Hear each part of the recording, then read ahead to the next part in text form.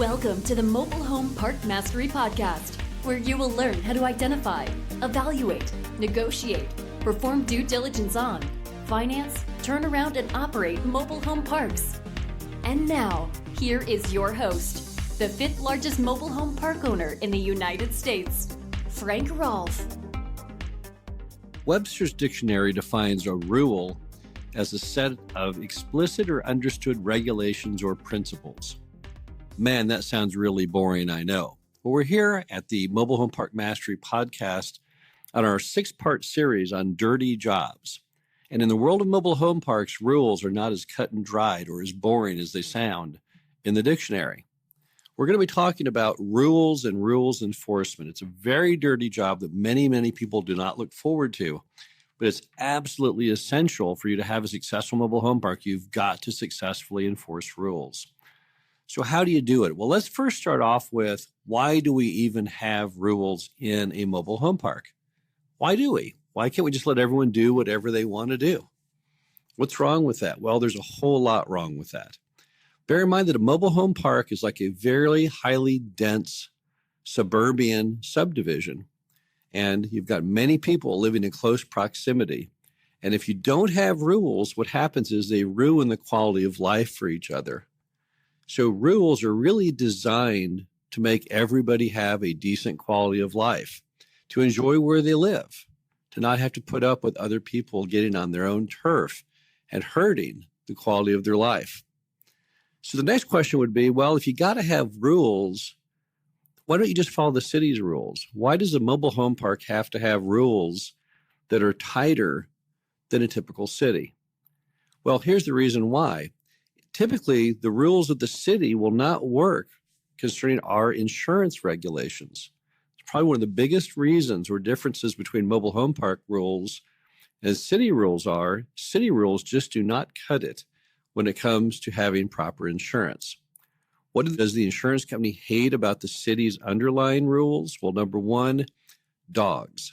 Most cities do not have any laws against dangerous breeds of dogs. They may have laws against fencing. They may have leash laws, but they typically, not in a single city in America that I'm aware of, do they ban dangerous breeds, Dobermans, Rottweilers, the dreaded pit bull. Those can all happily live in most cities. However, they're not allowed in mobile home parks because insurance mandates they do not allow any dangerous breeds of dogs. Another thing that most insurance companies mandate in a mobile home park is you cannot have any trampolines.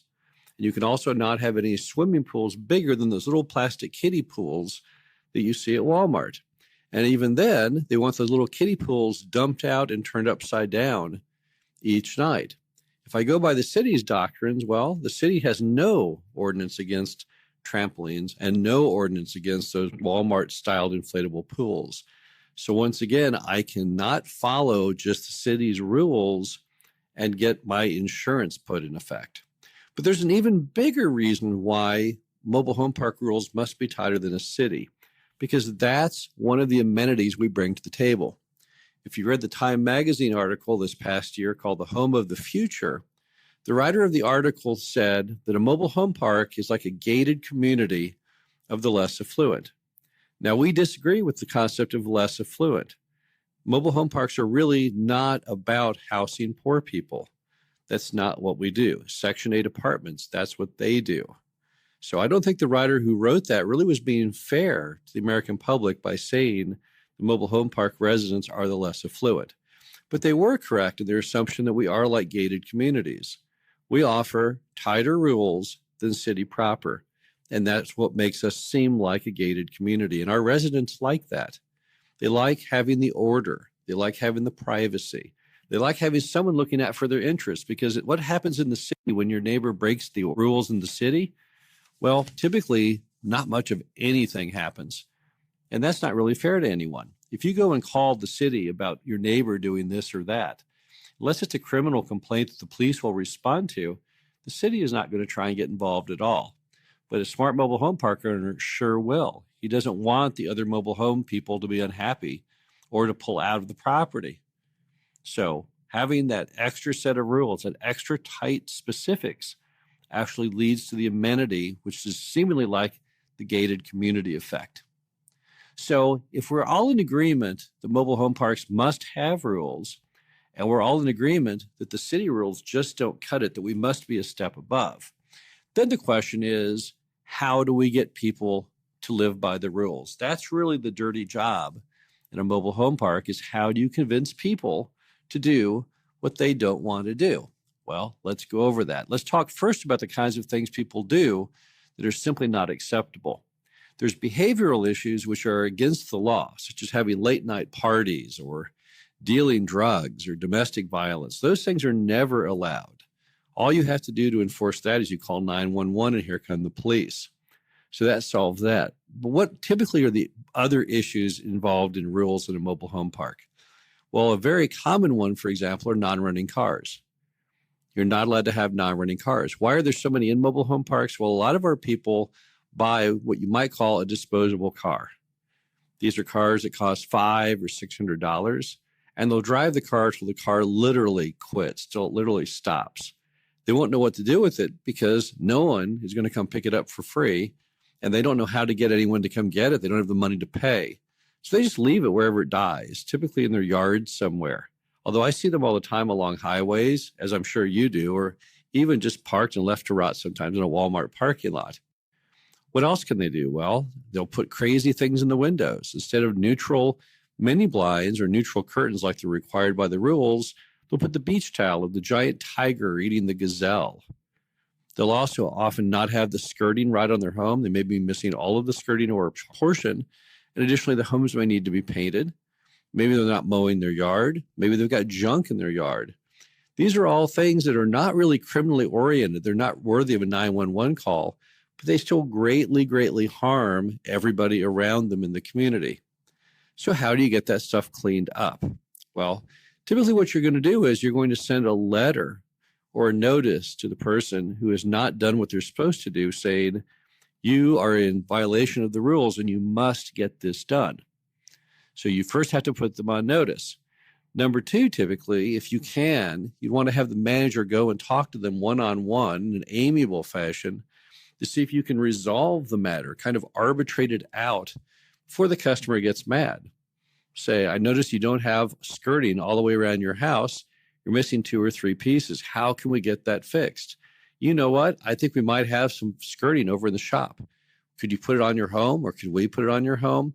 Just think outside the box solutions to get stuff fixed. So having your manager take an active role also helps a lot. But let's assume you give them the written notice and you also have the manager talk to them and you're just not getting anywhere, right? Then what do you do? Well, in many mobile home parks, the only thing you can do at that point is to do the work yourself. So here's how you do that. You would give the person the original notice that they have a rules violation and when it has to be fixed by. Then I would typically give them another notice saying, we noticed you still have not fixed it. You have to have it fixed by this date. And if you don't fix it by this date, we're going to do it for you and potentially bill it back to you. Then another notice saying you still haven't done it. This is your final notice. If you don't do it by this certain date, we're going to do it and potentially bill it back to you. And then when that date comes and they've done nothing, just go ahead and do the work yourself. Take a before picture of what you're going to do, and after a picture of what you did. And again, I'm limiting this to only very minor but huge aesthetically important items. As an example, let's say the resident has a piece of skirting missing in their skirting, but you see it, it's laying on the ground. You could chase after that person forever, and they're still not going to put it back because they either don't know how to do it or they're kind of having fun tormenting you. It's so much easier because in 5 seconds, you can put it back. Within 5 minutes, you can go out and paint the rusted mailbox. You can go out and paint the plywood piece that fills the window from beyond where the window air conditioner is. So it's a lot easier often to do the work yourself. Now, are you going to bill it back? Well, probably not. In some cases, you might give it a shot. If you had to go in and put $1,000 of skirting on the home in lot 14, you might send invoices to the customer, $83 a month for a year to get it paid back. But since they never signed the agreement, they're not really technically probably bound. So I'm not really sure you're going to ever get the money back. But the big issue here is you can't just wait for the resident. So the really dirty job here is, and it's not that dirty, but you're going to have to take a more active role in resolving these issues. Now, if this was a McMansion subdivision, that single warning from the city would probably do the trick. The customer would say, well, I don't want to be embarrassed with my neighbors. I'm going to go out and get this done right now. But that McMansion resident might have the capital to hire someone to do it. Your resident typically does not have the money to hire an actual workman. So any work they would have to do, they would have to do themselves. And that really, really slows them down. So again, give them notice. See if your manager can, in an amiable fashion, resolve how to get it fixed.